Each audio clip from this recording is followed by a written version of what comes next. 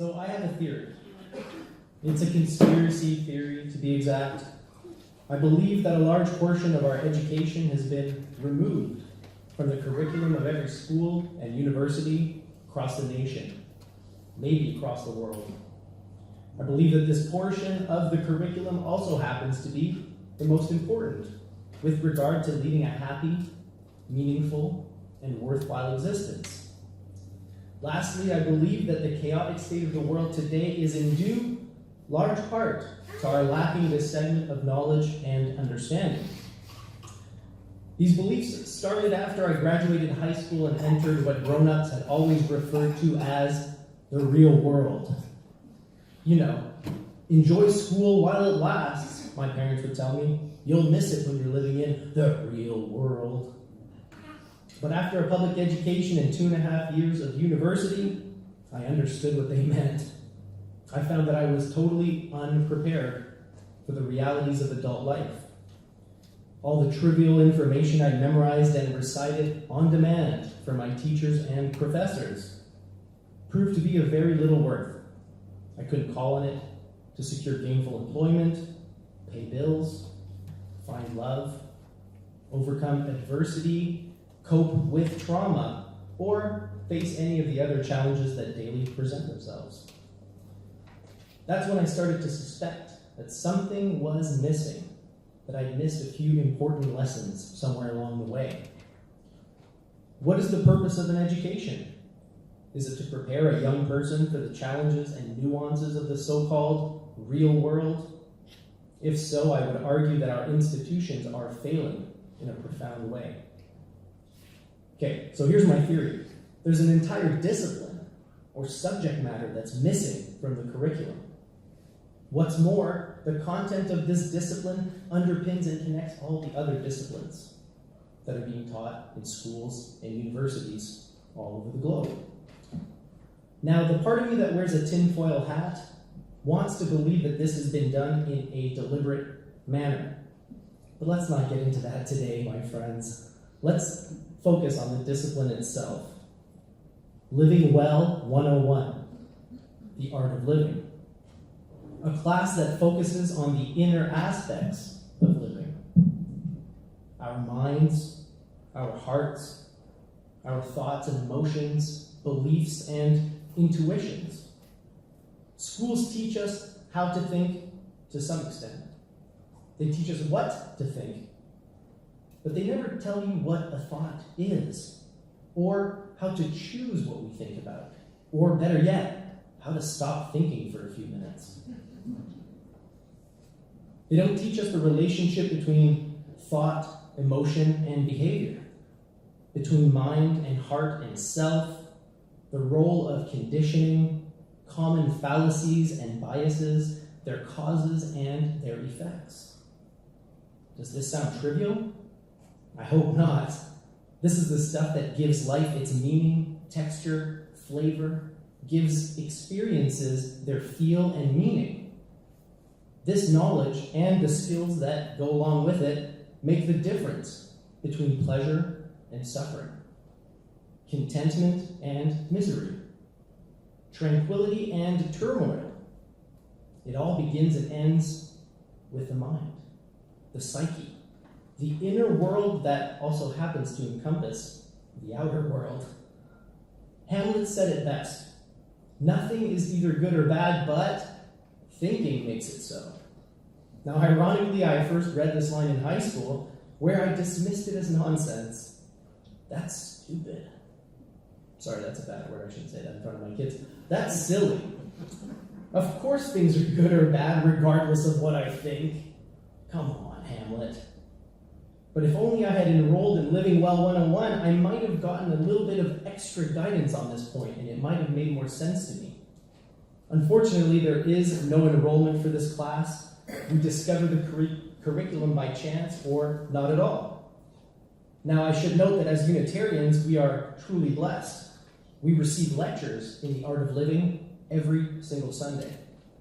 We engage with it in our daily lives, in our activism, in our spirituality and philosophy, and in our community. So I suspect that much of what I'm going to say today is going to be old news to you. I'm not trying to show you anything new, just trying to cast this topic in a new light, approach it from a different angle in order to see what we might discover together. We learn through analogy. By comparing our inner lives to art, I hope to reveal parallels and new insights that might serve us in our day-to-day affairs. So without further ado, the art of living. My first proposition is that just as no artist sets out to make bad art, so too no person sets out to live a bad life. Put differently, all humans, or at the very least the vast majority of them, wish to live good lives. What makes a good life? Might as well ask, what makes good art? We could easily get bogged down in the fine details. We could talk on and on about colors, perspective, shading, symmetry, the golden ratio. But we would be wasting our breath. To speak in the broadest terms, good art evokes powerful emotional reactions. It transfigures and transforms our internal state, inspires awe, wonder, admiration, hope, love, and yes, even melancholy. Conversely, I would argue that good art doesn't trigger feelings of anxiety, fear, anger, or depression in the person who appreciates the art. So I made a playlist on my Google Play account for this exact reason. I curated it very carefully.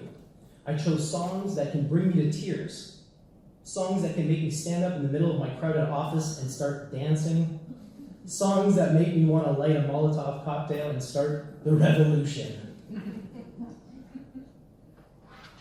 That's the power of good art. Whether it's music or painting, sculptures or dance, good art is alchemical. It transforms base emotions into precious ones. We recognize good art by how it makes us feel, and good living, I suggest, is no different. We recognize the good life by how it makes us feel. However, isn't your appreciation of art a personal taste? Notice how I said that good art generally doesn't trigger fear, anger, etc. in the one who appreciates that specific kind of art. If you go through my playlist, you won't find any country music. You won't find any death metal, because in all likelihood, that art would actually trigger negative emotions in me. It's not my taste. Like, we've all seen that one abstract painting, right, at the gallery. You know, the one that looks like it was made by a preschooler. And we probably all gasped at the obscene price tag attached to it. Many of us likely wondered, what does anyone see in this? It looks like a bunch of splatters on a white canvas. I just don't get it. Yet there are some who regard this seemingly nonsensical splatter of colors and experience awe, wonder, who feel elevated by it the same way I'm elevated by John Lennon and Marvin Gaye and Bob Marley. Life is like that too. Barring a few exceptions, there really is no right or wrong way to live. It's a matter of personal preference. I prefer a certain lifestyle over others, the same way I prefer action movies over romantic comedies, mayonnaise over ketchup, prize fighting over hockey. I didn't choose these preferences, they just are. And as long as your preferences don't cause material harm to other people and their property, it's your business, not mine. So then, the first lesson in our class might be stated like this: the quality of your life is determined by how you feel about your life. And how you feel about it is largely a matter of personal preference. For me, this also means that instead of weighing in on other people's lives and caring about what they think of mine, I should just focus on how I feel about my life and work to improve that. Because that's my masterpiece, isn't it? Following my analogy, if you're the artist, it stands to reason that your magnum opus is the entirety of your life up until this point. So your life is your work of art. That leads us nicely into my next proposition.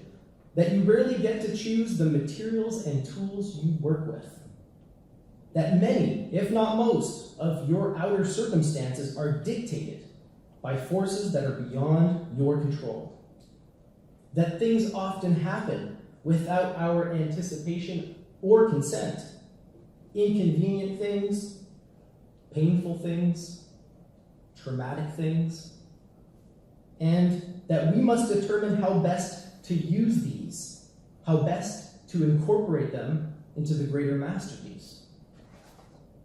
We can't return or discard every knotted block of wood, every cracked piece of granite. Sometimes these materials are dropped off at our workshop and we're stuck with them.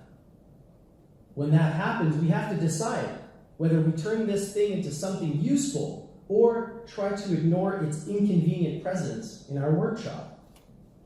With a solid grasp of the fundamentals, I believe any artist can transform adversity into opportunity, can find meaning in suffering, can find solace and even peace in grief. I believe it because I know many who have succeeded in doing so, and some of them did it in hellish circumstances. And you know them too, no doubt.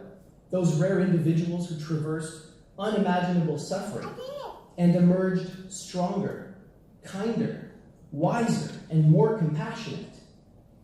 These ones are unbreakable, not because they're hard and rigid, but for the opposite reason. One of my favorite teachers, Lao Tzu, who was quoted earlier, he taught that the hard and the stiff will be broken, while the soft and the supple will prevail. This is what happens with these rare individuals.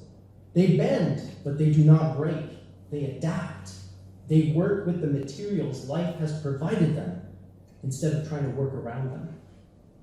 In the past, we've regarded these people as saints and prophets, sages, saviors, and so on, but I would like to suggest to you that these men and women sprinkled throughout history were mere mortals.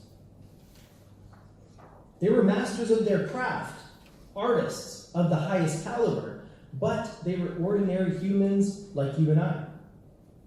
One such person has had a significant influence on my life and outlook.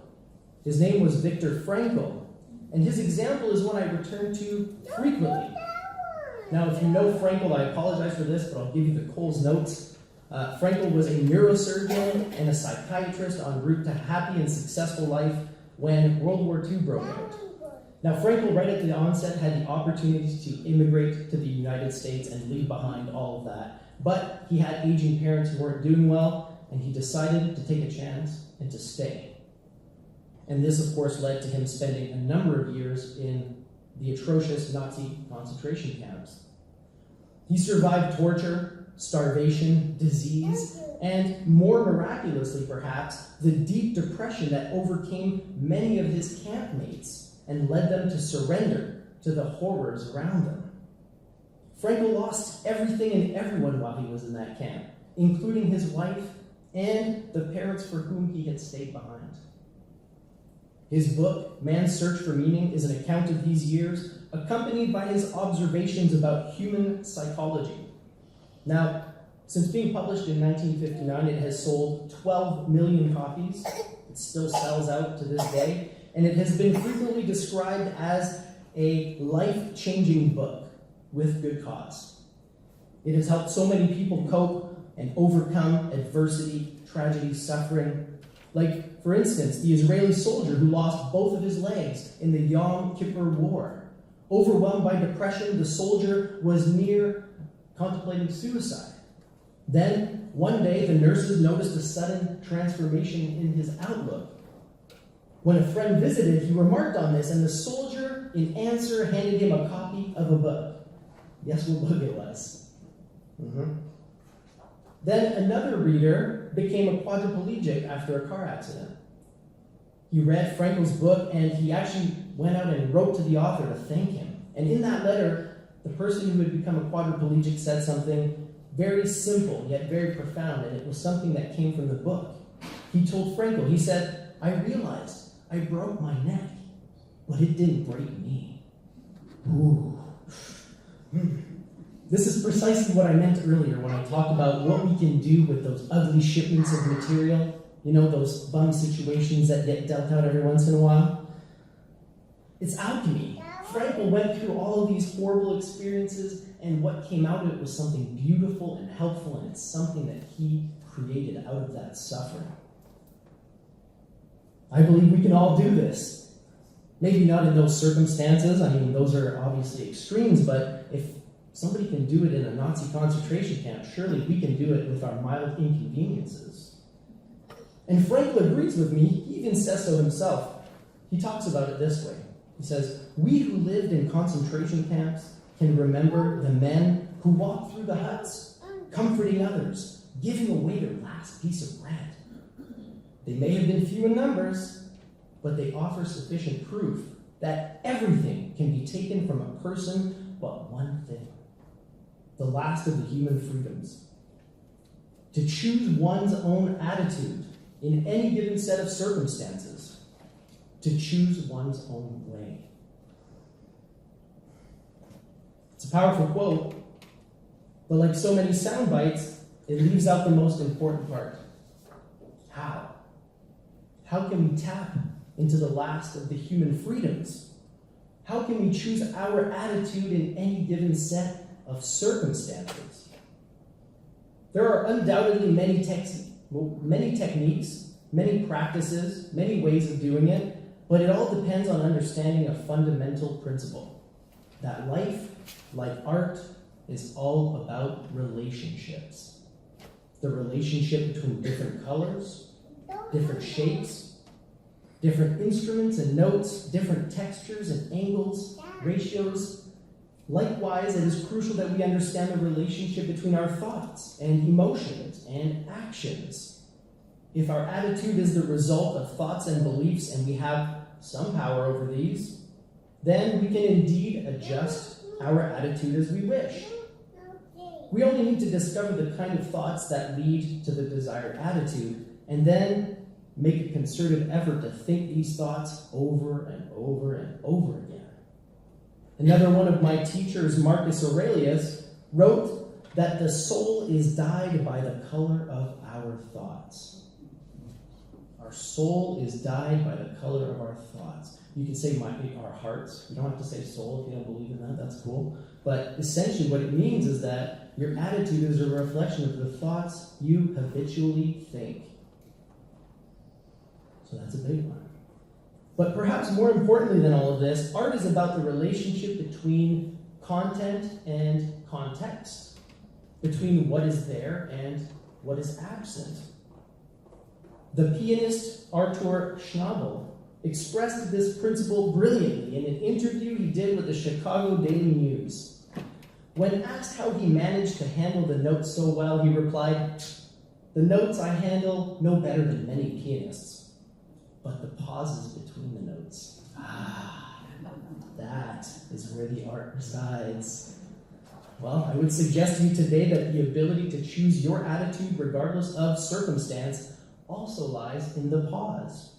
Not between notes, but between stimulus and response. Between what happens to you, what you think about what happens to you, and how you feel about what happens to you. That's where you can interject. That's where you can question your initial reaction before it gets out of hand. That's where you can choose your own attitude. Now, all of this stuff requires practice and dedication. It's not easy. And in my experience, success is not always guaranteed. But that doesn't really matter, does it? Nothing is ever perfect. We can always improve a little bit. What I have learned since discovering and studying the art of living is that effort in this discipline never goes to waste. There is no failure. Even a little bit of effort, a little bit of progress yields great benefit to the practitioner. What kind of benefits? Inner peace, patience, resilience, compassion, contentment. That's just a handful. But you probably already know that. If you practice meditation or mindfulness, contemplation or study, if you engage in deep and meaningful discussions like the ones we're about to have in about 30 minutes, then I suggest that you are already using the methods, and by definition, You're already practitioners of this fine and subtle art. I just hope that you will share some of your techniques and methods with me after the service. Thank you.